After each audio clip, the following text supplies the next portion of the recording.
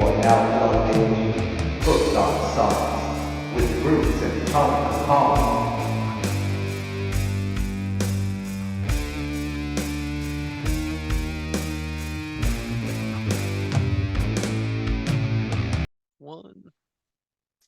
What up, everybody? Welcome to this week's episode of Hooked on Sonics. I am one of your two hosts, Bruce, and over there is the lovely and talented Tone Capone.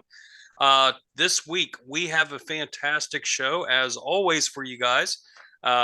This week, we are going to review Slash with Myles Kennedy and the Conspirators, Apocalyptic Love. I actually surprised I said that right the first time. And up and comers Dirty Honey with their sophomore album Can't Find the Breaks. We're going to have lots of music news. We're going to have some beer reviews. We're going to have lots of fun discussion. And before we get all into all of that, Tony, how are you? Good evening. I am great. How are you, buddy? Pickles. Good, man. Good.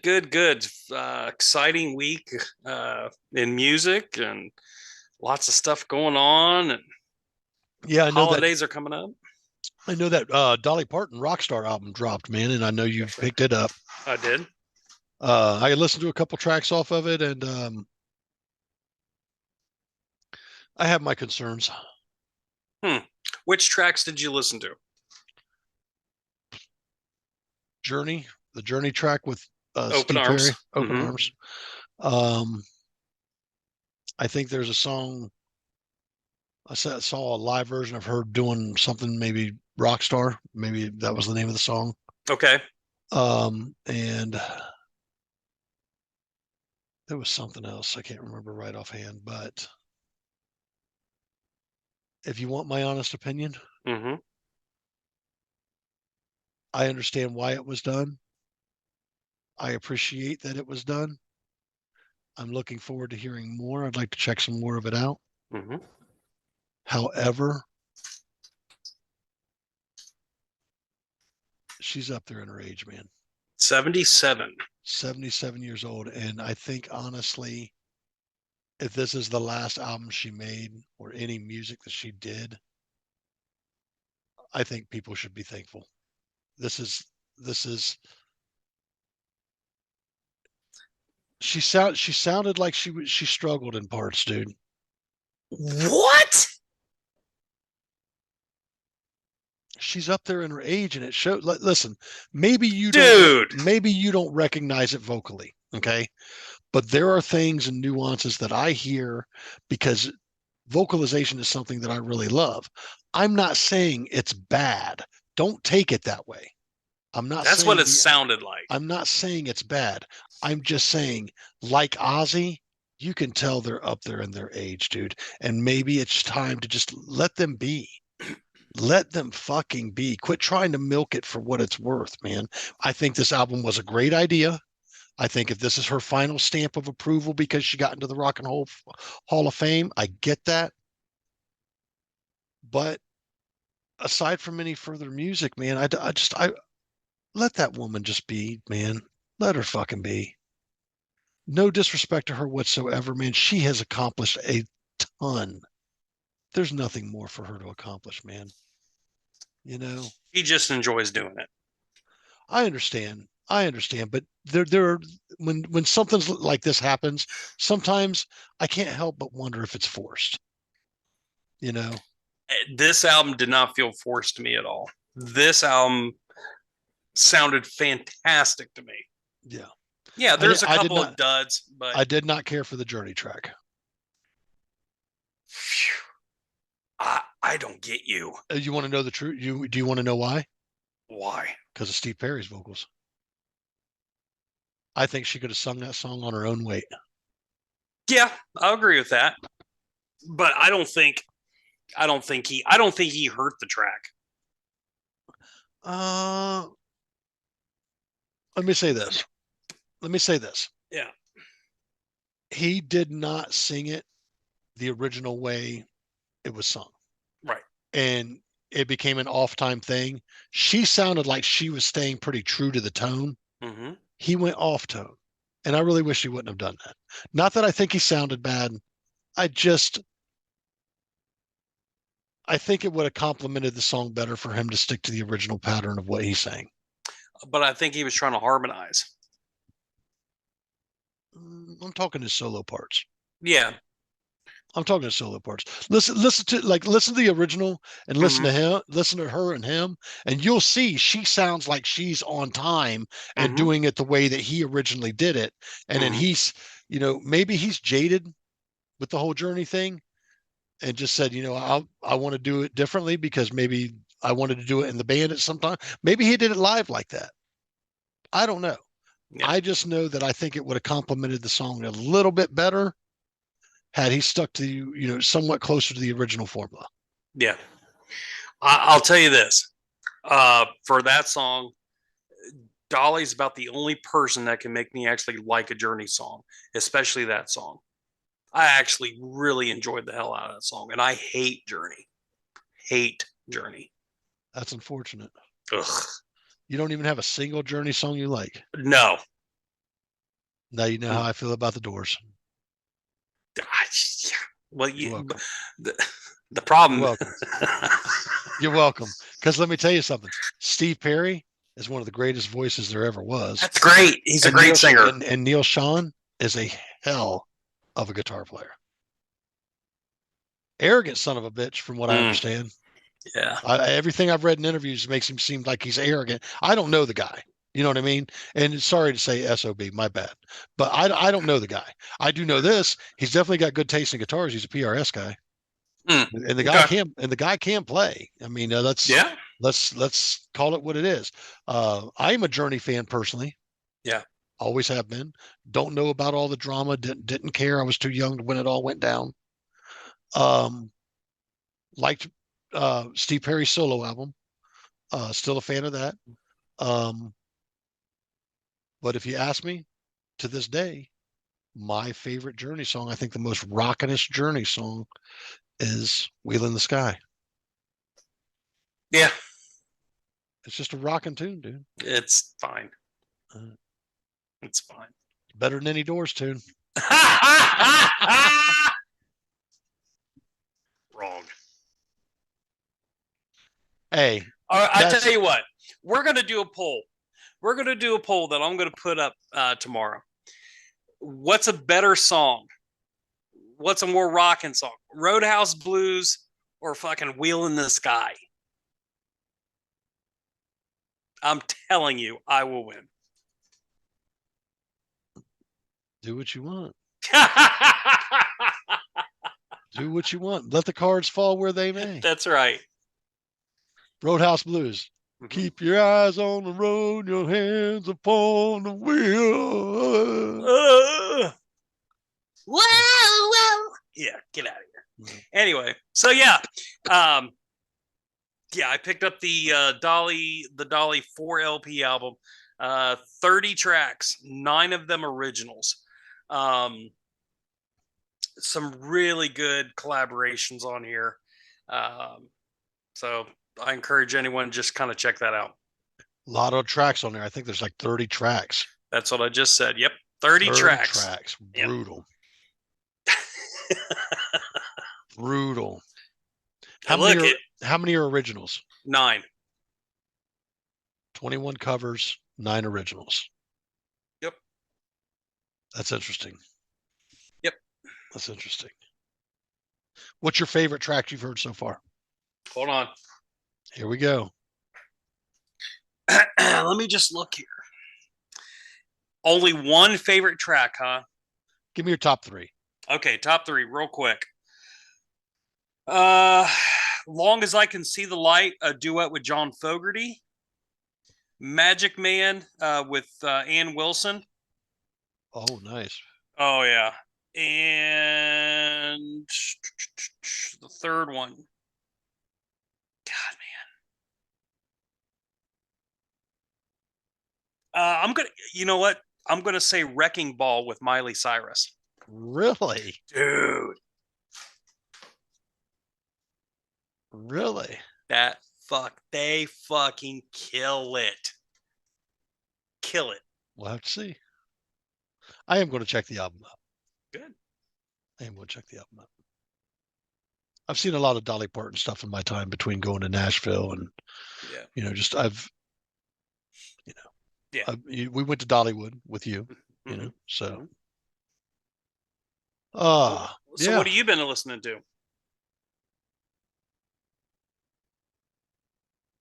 Your album that you gave me. Uh-huh. The Well. Okay. Been listening to a lot of Dorothea Cottrell, man, lately. Just those two albums. As much as I would like to hear her do another album, I want more. Like, that's what I find myself with a problem with a lot of the music that I listen to is like, especially bands that I'm really into. I want more. Make more. Pump more out. I want it. But like, she's only got two albums. And as much as I would really like a third album to kind of put into the rotation of this, of, see where else she's going. It's been a while since there has been a Wind Hand album. And I would want that a little bit more. I wouldn't. I want to see Wind Hand live. Like, they're in my top 5 to see live. Okay. So, and I would love to see her live, even on her solo stuff. I had plans to see her and Mono Lord at Scully's, but Mono Lord canceled the tour. Oh wow. Yeah, Thomas had some personal issues he had to attend to. So yeah.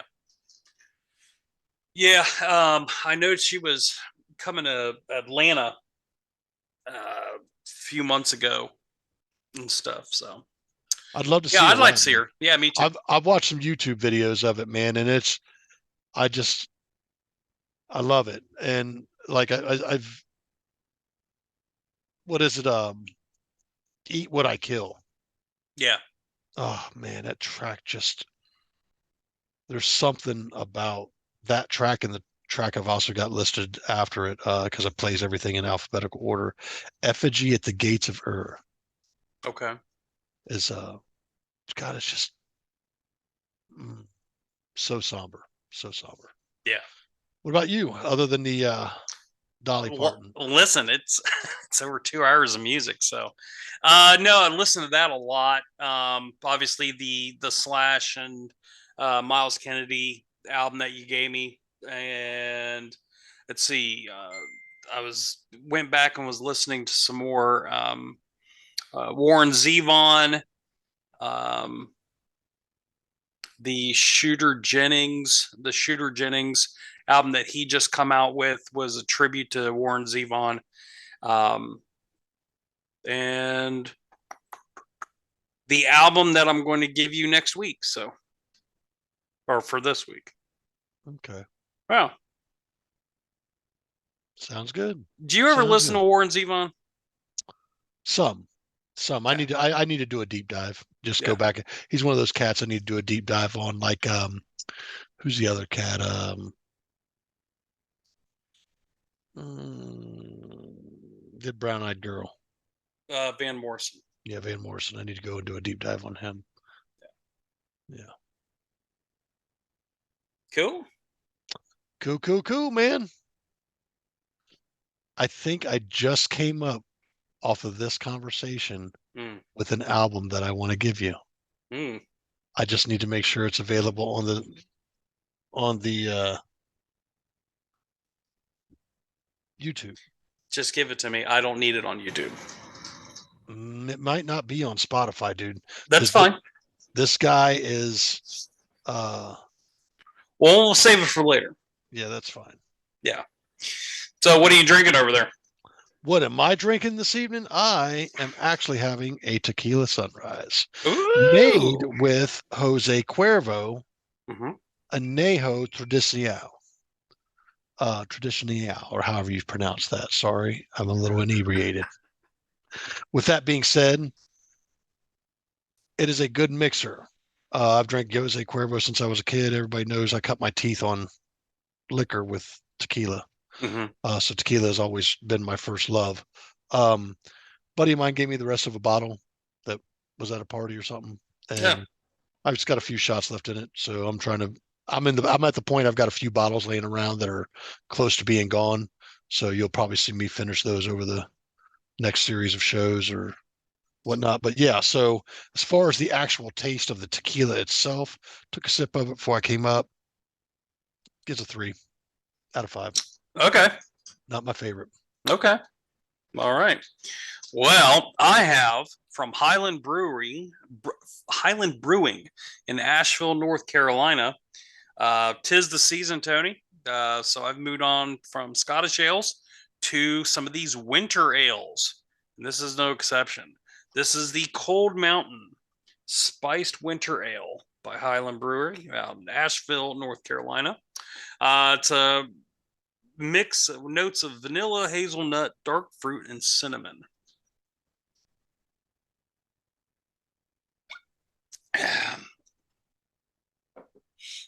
So if you like those IPA type things, those kind of you know heartier brews, this is going to be right up your alley. Um, for me, it's not great, but I can see why people would really appreciate it. Um, I'm going to give it a 3. Give it a 3. I'll check out some more from them, but it's all right. Yeah. It's all I mean, right. dude, here's the thing. As far as, that being an introduction to a brewery's lineup per se, Mhm. that's a tough call. Yeah. I'm not a big fan of winter ales. I'm not a big fan of fall ales. Anything that tastes like pumpkin or anything that tastes like cinnamon and shit like that, I don't want it in my beer. Yeah. Never have. I taste them every once in a while. Now, my favorite fall beer is Nosferatu from Great Okay. Lakes. Yep. Have you had it? No. Amazing beer. Amazing red beer. Um, Winter beer. I really don't drink beer through the winter. I'll drink a lot of bourbon eggnog. Eggnog season is coming up. The kids just picked me up a bottle of the Benchmark eggnog Oh, from the Buffalo Trace people. So I'm gonna pick me some up. my boss Bill makes a pretty mean fucking eggnog, and I'll be getting a bottle of that as well. So Mm. Yeah, my mom's coming down for Christmas, so I'm gonna need all the alcohol I can get. are you coming back up anytime soon? No, When are you coming up? to pick her up on the 22nd. Is there a chance you could swing through, or I could come to you? We'll see. Keep me posted. Yeah. Keep me posted. Maybe we'll make it right for you. All right. You know what you can make right for me right now? Do you like eggnog? I do like eggnog. All right, I like it too. You know what I like better? What? News. Freaking news. Let's do it. Do All right. it. So in the news today, Bruce is going to give you some more detailed information as far as the stuff that's gone on in the news, as far as dates and stuff. Do you have that available for us today? Oh, Okay. you mean music history? Music Yes. history. Okay, so Yeah. good. The music history, so good. With that being said, from our friends over at Blabbermouth, just a quick read over there. Look like the Joe Satriani thing and Steve Vai thing will be coming soon. So they'll be touring, I think, through 2024. Mm-hmm. And then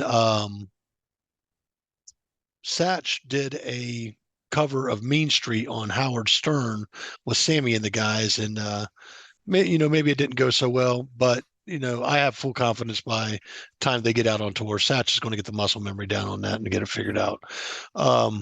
There's some thing over there on that. What else did we see over there?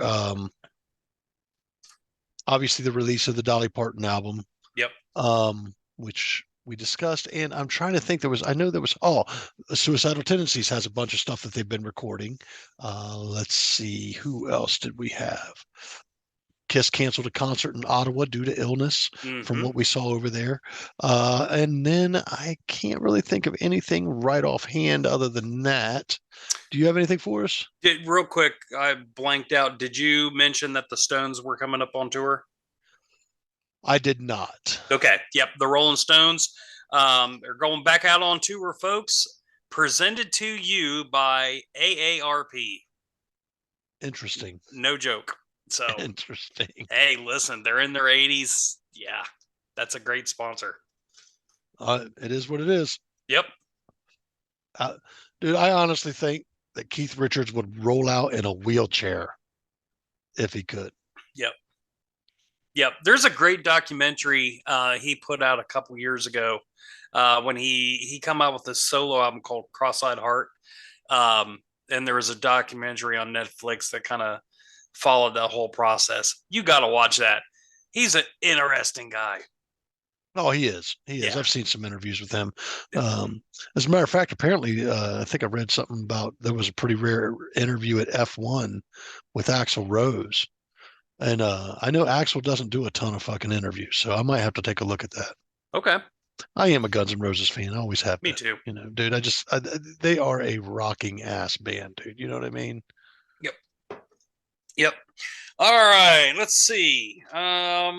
Today, celebrating a birthday, Bjork. Nice. Everyone's favorite Icelander. Who can't sing worth a lick. Hey. Come on. Come Are you on. gonna come on this show defending Bjork? She is a bit of a legend, bud. Get out of here. So's Come on. So's Yoko Ono.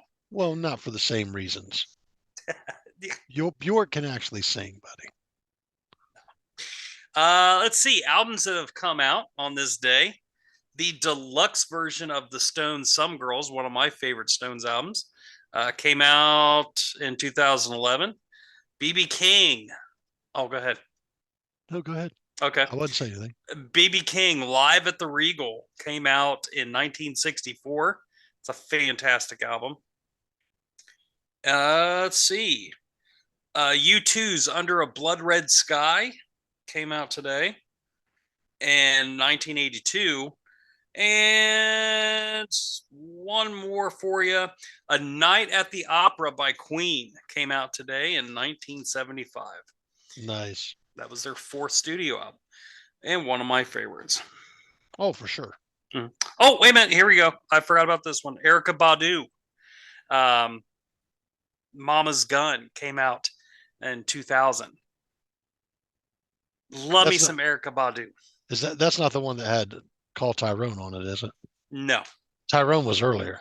Yes. That's my favorite tune. You better call Tyrone. That's the jam, right? Call him. Yeah, buddy. Fantastic. Yeah. She's a wonderful voice. And yeah. From what I understand, a wonderful human being. Seems like it. Yeah. Seems like it. I know a lot of musicians, have worked with her, that have worked, studio session guys that have worked with her over the years. I think James Brunner may have worked with her, and he was with Suicidal Tendencies for a little while. Okay. He was the bass player for Suicidal Tendencies for a little while. Cool. Yeah. Sweet. Thundercat James Brunner. Oh. You ever heard of him? No. Dude, the dude gets down. Oh Sweet. My goodness, he gets down, dude. He's a hell of a bass player. If you like bass players, I like. Hey, listen. I like music. Yeah, definitely music. Bass playing's great. I'm done with you. All righty, man. So with that being said, that is the motherfucking news. And ladies and gentlemen, we're moving on to some album reviews. Yes, sir. All right. Yeah. Who's first this week? I believe I went first last week. All right. So you're going to get me first this week, and yeah. I don't even have my rating done. You are getting this rating fresh live right here, right now. Wow. Because I listened to the album earlier today, like I normally do. And we're going to go ahead and talk about it. Dirty Honey can't find the break. Sophomore album from these dudes. Let me go ahead and say a couple things here. This is a good album, man. Um, all the players, all the players here know exactly what they're doing. They're getting this is very good. So when I think about this type of band, I think about bands like the Counting Crows. Lots of talent in that band, and they really write good songs. If you sit down and listen to them, they write good songs. You know what I mean? They're not a bad band by any means, and if you're into them, you're into them. If you're not, you're not. Okay. Uh, who else does this remind me of? Black Crows, jamming Mhm. style like the Black Crows for sure, man. So if you're into that kind of vibe, this is definitely the vibe for you. Dirty Honey. I'll be checking these guys out a little bit more. I know my rating's good enough to say I'm going to check their other album out. I think they may have some singles and EPs to check out as well. Very impressed by the guitar playing on this album. Very impressed by the drum work on the album, some of the bass work as well. The vocalist, I cannot say enough about this guy. He has range and he can sound like a few different dudes. Not that that may be what he's trying to do, but he sings very well. Um, I have nothing negative to say about any of the performance of these guys on the band.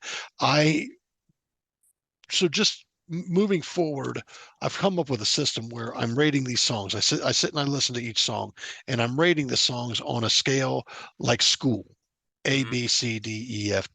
Boom. On this track listing here, I don't have anything below a B. Every song's good in its own Yeah. right. It's just not, it's not like I would, on a personal level for me, I just wouldn't jam this whole album out. There's probably about 5 to 6 standout tracks on this album that I really dig out of the 11. So it's Mhm. about half the album's good. I'd Yeah. probably be skip a track, skip a couple tracks, boom, boom, boom. So with that being said, standout tracks on this album. Let's talk about the beginning track. Yeah. Beginning track as opposed to the rest of the album, I gave it a B.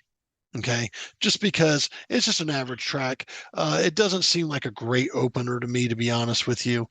This album has an overall bluesy feel. It has a Black Crows feel. Counting Crows kind of feel. Just a good jam, good group of guys who know how to jam and put together a song. Um, Won't Take Me Alive, second track. I honestly think they should have opened the album with this track. Completely agree. This track right here should have been the opener. Yep. Whoever was the mastermind behind putting the track listing together on this, you dropped the ball there, fella, Yep. because that track right there was a much stronger opener. No disrespect to the first track, but that track would have been a greater opener. Dirty Mind. This is probably my favorite track on the album. Ah, Great riff. I gave it an A plus. I really kind of found myself in the groove of this song. Rome, another great track. beautiful song. I gave it an A as well, man. Not an A plus, but I gave it an A, and it's freaking excellent, man. Uh, get a little high. I gave this a B plus. I mean, it's a good track. It's and I may or may not skip it, but I liked it a lot. Um, Coming home. Here we go. We fall a little short as well. Really? Not my favorite track on not a standout track for me on the album. Satisfied, another standout track on the album. I did like this track a lot. Ride On, I gave this one a B as well. It did not suit me as well as some of the other tracks on the album. You Make It All Right. I give this an A plus, man. This is a Jesus, Lord have mercy. If I just want to say this about this track. I don't know if they meant to, but to me, this track really feels like they channeled the Eagles. Mm.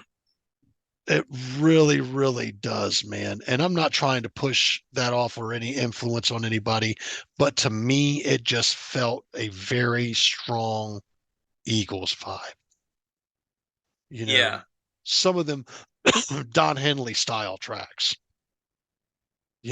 Just it was good, man. It really took me into an Eagles vibe. Yeah. Like So yeah, that's another standout track on there. And Rebel Sun, what a hell of a closer.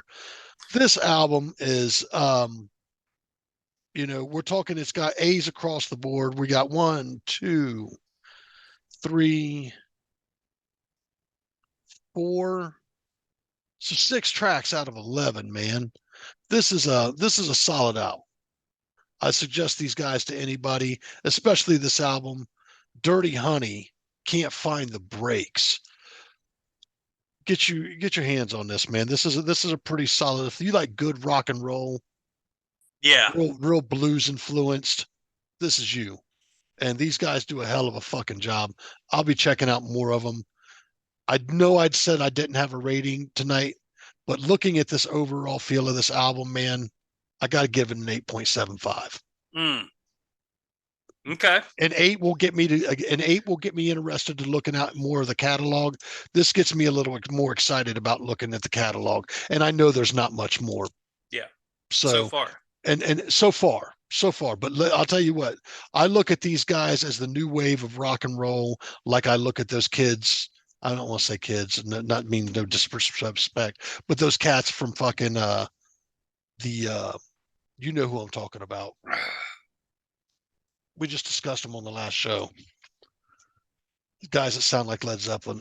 They get a lot of flack. Greta Van Fleet. Yeah, Greta Van Fleet. Just they sound great, man. You can't, Yeah. I'm not going to tell you this album's breaking new ground. There's no and I don't mean that by no disrespect, but this an album can become a familiar friend. It Yeah. sounds like a familiar friend. So 8.75 for me. If it weren't for those 4 tracks, man, I'd probably give it a solid 9.25. Mm. So here's I like that rating you gave it. Here's where I'll differ slightly on you. For me, there was only one track that I would potentially skip, and that's Ride On. It was too much. It just kept too much repetitive. It just wasn't a great song. That would probably be the skippable track. Rebel Sun, I didn't like the first half of the song. Again, it was just kind of like but as it closed out, that when it sped up and started doing that little jam session at the end, I love that part. So standout tracks for me, or the major standout tracks for me, Can't Find the Breaks, the fucking title song on that, fantastic. Rome, Coming Home, It Won't Take Me Alive. Yeah. I love this album a lot. And I really like their first album too. So I can't wait for you to hear that bad boy. Me personally, I'm going to give this thing a 9.5, 9.5, just because I can't give it a perfect 10 because of Ride On and that Rebel Sun, the first half. Okay. So for me, but fantastic. And there it is. Yeah. Good album. So I kind of told you earlier this week or last week, whatever. I felt that this face-off was a battle between old school and new school. I think these are both complementary albums to each other. The Dirty Honey is how the kids are doing it, and Apocalyptic Love is how the big boys do it. So this bad boy slash with Myles Kennedy and the Conspirators was released May 22nd, 2012. Man, can't believe it's been that long. This thing also has Todd Dammit Kearns on bass and drummer Brett Fitz. They're part of Bruce Kulick's solo band when he does all these Kiss classics, and they do a fantastic fucking job with Bruce Kulick. So shout out to all these guys. Let me say this, and I don't know. Let me ask you this. When I heard this album, I was like, yeah, that's the Slash that we know and love. Is it fair for me to have a slight criticism that it doesn't feel like Slash has progressed?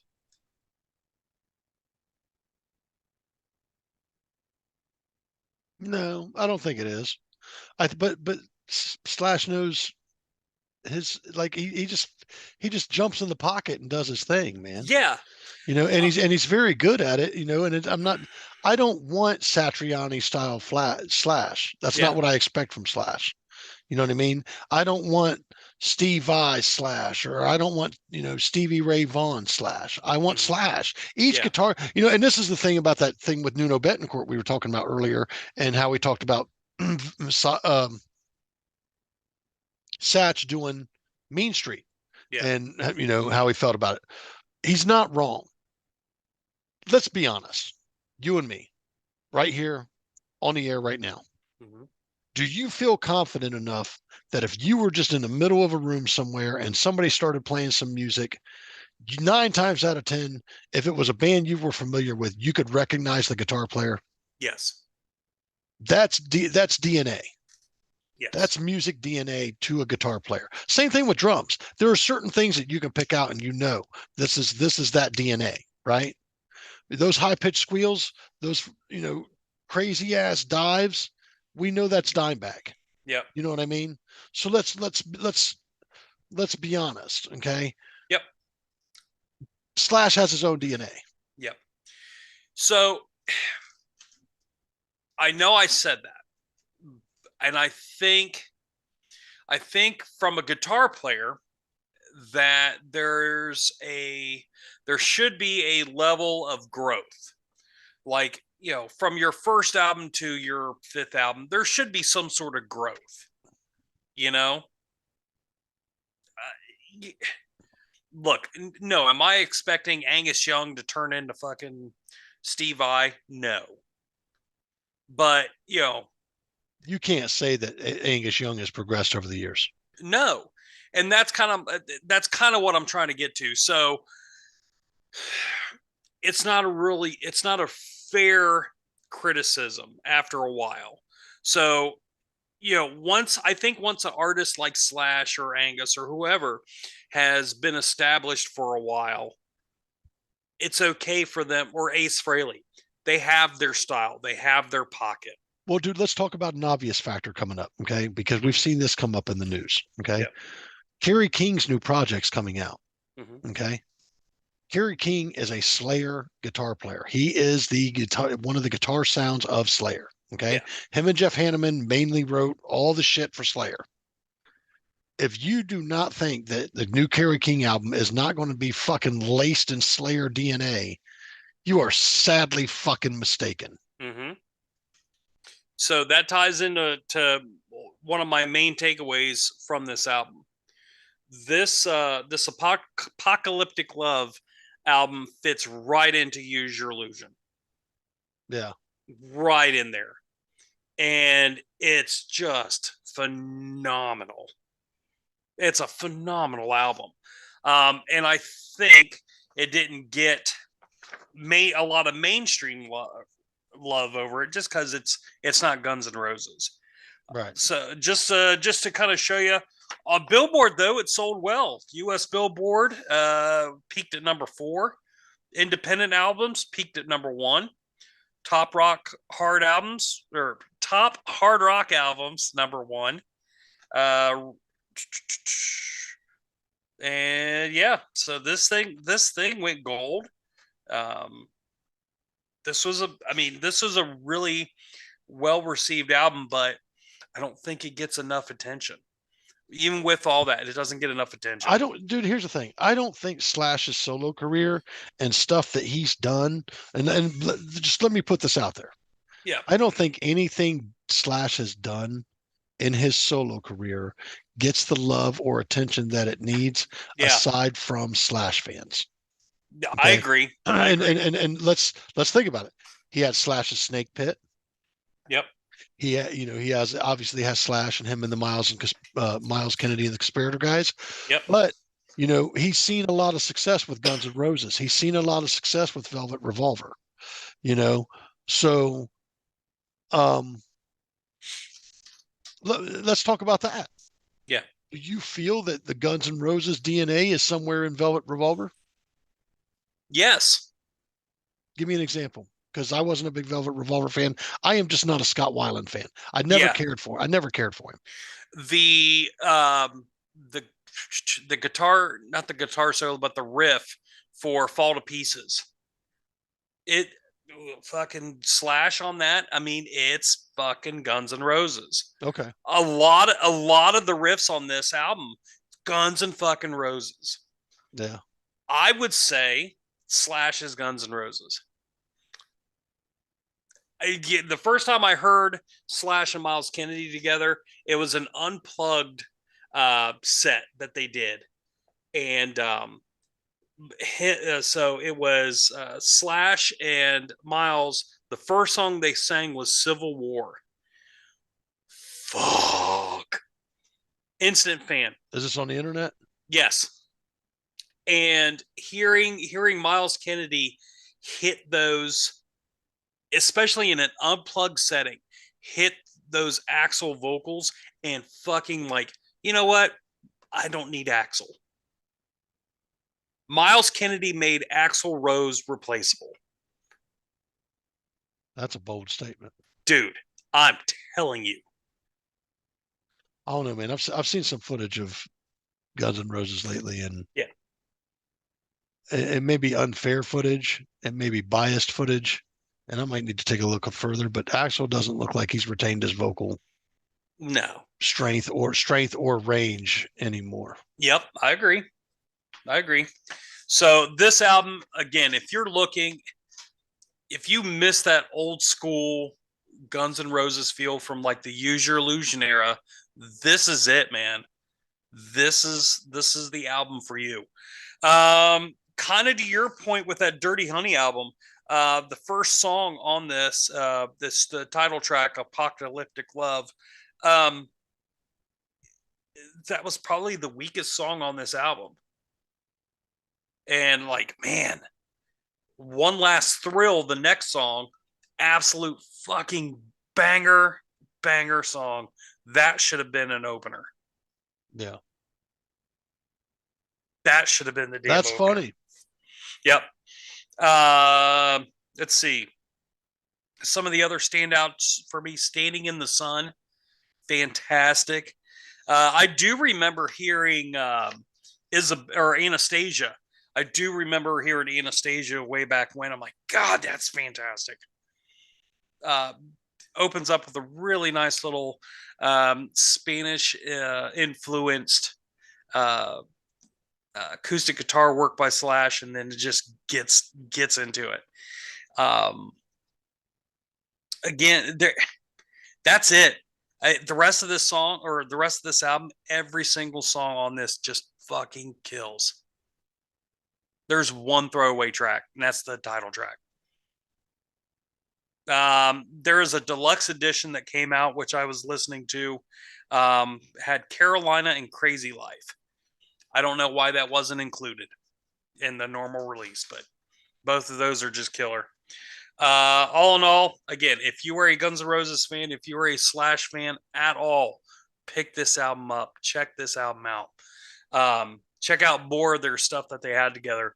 I'm giving this a 9.5. No, 9.8. I'm giving it a 9.8. Absolutely love this album. Really? Mic drop. Yeah, love this album. I'm glad you liked it. So let's just speak on that real quick. Yeah. 9.8 for you. Yeah. Would probably ring about 9.75 in my range, but it's not. My initial listen to it, I gave it somewhere between an 8 and an 8.5, where it was just enough that I'm going to listen to it again. Mm-hmm. And I'm probably going to check out a little more of their stuff. I remember hearing the first Slash album where he had everybody on board. I think Ozzy was on board, and he had a bunch of special guests involved. And I remember liking it a lot. So I'm definitely going to check out a few more things. I'll probably pick just his stuff up because truthfully, at the end of the day, I'm just a fan of his guitar style playing, dude. I think Mhm. I think he's a great in the pocket. He plays with feel, and he's just got his own way, man. You Yeah, know, and absolute fire. you know, just his DNA is his DNA. You know what I Yep. mean? Yep. So, yeah, but I gave it I probably gave it about an 8.5. But keep in mind, I only listened to it once. You know what I mean? Yeah. And that was an initial takeoff of it. Um, I'm going to listen to it again, which means, you know, well, there's that. So nice rating. Good job. Yeah. I'm Good glad. job. One more thing I'd like to say about this. Apparently, according to Wikipedia, and I don't know what validity that is, but we'll just go with it. Um, when Dirty Honey first toured, they did with Slash and the Miles Kennedy and the Conspirators. Wow. So I found that to be pretty interesting, where Mhm. Bruce and I somehow managed to tag each other again on some strange stuff, if that's a true case. So Yep. And again, you can tell, like I said, these albums are good companions with each other. It's yeah, old school and new school. They're both in that same, like, just rock and roll. vein. Yeah. Just good rock and roll. And Yeah. here's what catches, what drives me crazy, and this is something I really want to speak on. Okay, with bands like this doing music like this that are out there in the world, why does the radio not pick this stuff up and jam this stuff out? I don't know. It doesn't make sense. This is good rock and roll, guys. Why are you not doing something for these wonderful bands that are out there? Like, why has the Winery Dogs not bands like Winery Dogs, bands like Dirty Honey, bands like Slash's stuff going on? Why are you not giving this to the people? This is good rock and roll. Yep. You know, and let's call it what it is. It's good freaking rock and roll. There's nothing bad here. You could single off of almost any of it. Yeah. Why is this stuff not getting the attention that it deserves? It makes me so mad to hear a band that I know would be great on the radio for kids to listen to. Yeah. And you know, they may even dig it, but you don't even give it the time of day. Yep. Which is sad. Just think about that. With Dirty Honey, like, if they won't play Dirty Honey, do you ever think if the same standards today were back, you know, back when we were kids, would Black Crows even get a fucking chance? Black Crows was this weird thing that happened, right? And when I think about the Black Crows, I think about Alanis Morissette, and Really? I think about guys like what's her name that did Black Velvet, Alana Miles? Alana Miles. There was just this wave of stuff that was really good that came out at the time, but nothing really followed up on any of it. There wasn't no real follow up to it unless you chose to do so. I don't know if Yeah. Alana Miles made another album. You know, aside from Shake Your Money Maker, I probably listened to another, you know, one or two other fucking Black Crowes albums, but it just never made the radio when I was listening to the radio or when I was trying to, you know, and this is why I strayed away from the radio. I start looking into bands. Like, it's not uncommon for me to sit there and go, man, you know, I haven't listened to this band in a while. And then all of a sudden I go back and I look like, and then this happened with Propane and me a couple of years ago. Like, man, I haven't listened to Propane since I was a kid. Like, I really want to fucking check that album out. So of course I checked the album out and I realized there's a ton of fucking releases. And dude, I love almost every fucking album. I could sit and listen to I could have a whole Propane day in my car, just driving around, having just because it was great stuff. There's great DNA there. And, Yep. you know, even like with Warren, that Dog Eat Dog album did not get the respect it deserved. There was great tracks on that album. Yeah. Great tracks on that album. But here we go with the bullshit. The radio does what it does, and good bands get lost and don't get seen because the record labels do whatever it is. You know, it's sad, dude. Yep. It's absolutely sad because I can't understand for the life of me how I've not heard Dirty Honey on the radio. Well, my wife had, like, my wife is a radio listener more so than I would ever be. Mm-hmm. And why is this not available to her? Yeah. She would love this. Of course. Um, you know, to your point about, you know, terrestrial radio, and this is when I made the switch.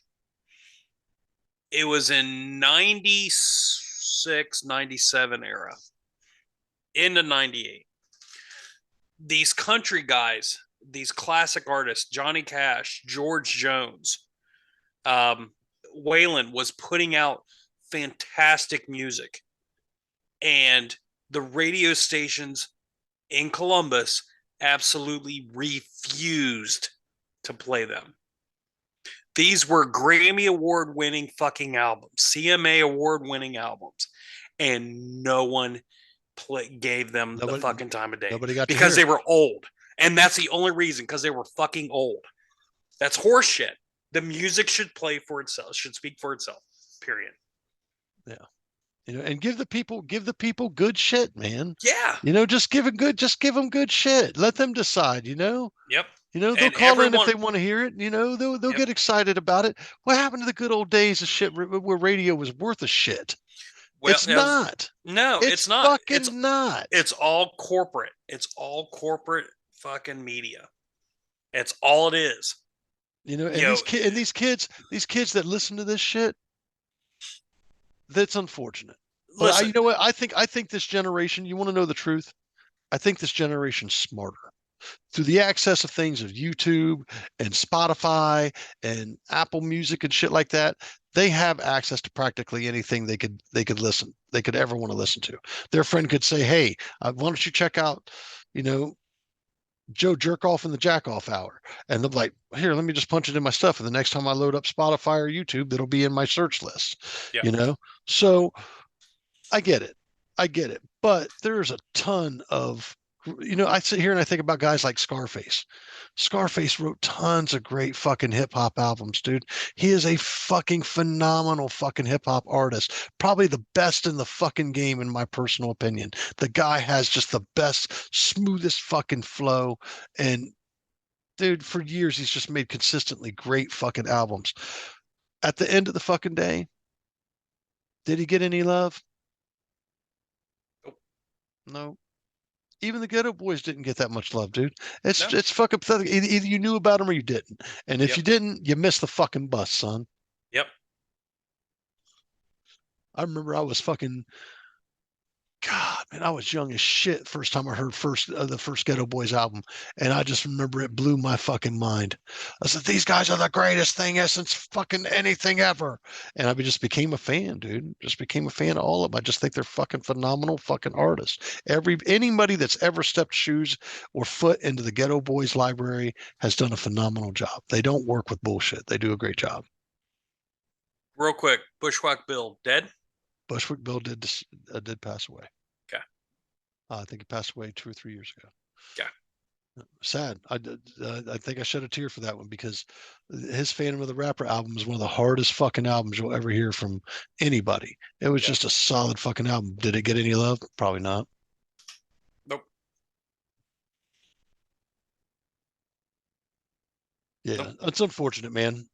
With that being said, these reviews are done. Why don't we move on to what we're giving each other next week? Yeah. What are you giving me? You first or not? You first or me first? You first. So, man, I've been struggling lately with what to give you because I want to give you some different kind of shit. I want to give you some cool shit, but I also want to show how it's rooted in the style of music and ways that I think of music. And I'm going to give you somebody you may or may not heard of. Okay. If you know, you know. If you don't, Okay. I hope you do. I will. Good. I am going to give you Rocky Erickson. Don't slander me.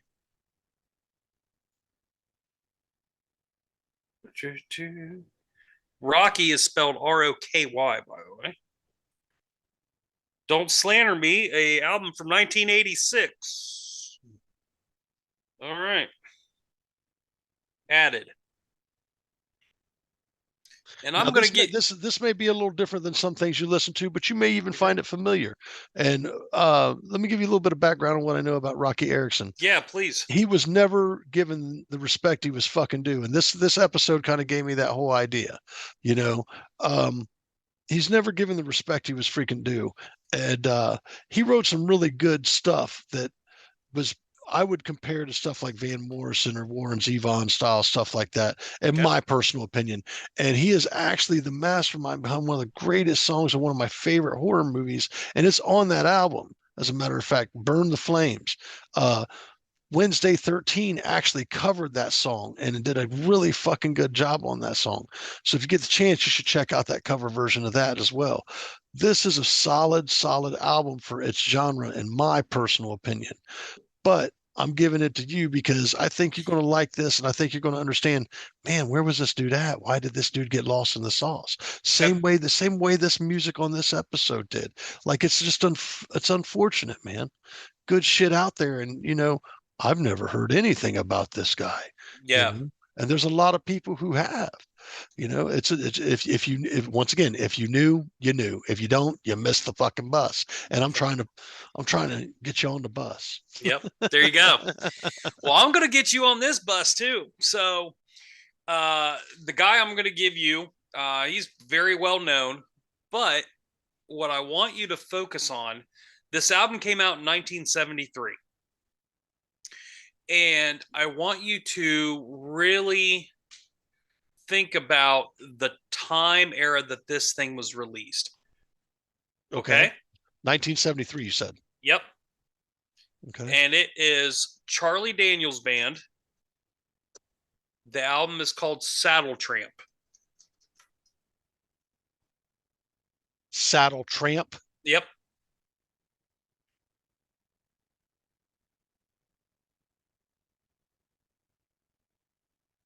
Now, Charlie Daniels Band was pretty much only known for Devil Went Down to Georgia. That's the biggest hit. Yeah. That's their claim to fame. And what's it? You said Saddle Tramp? Uh-huh. 2 words?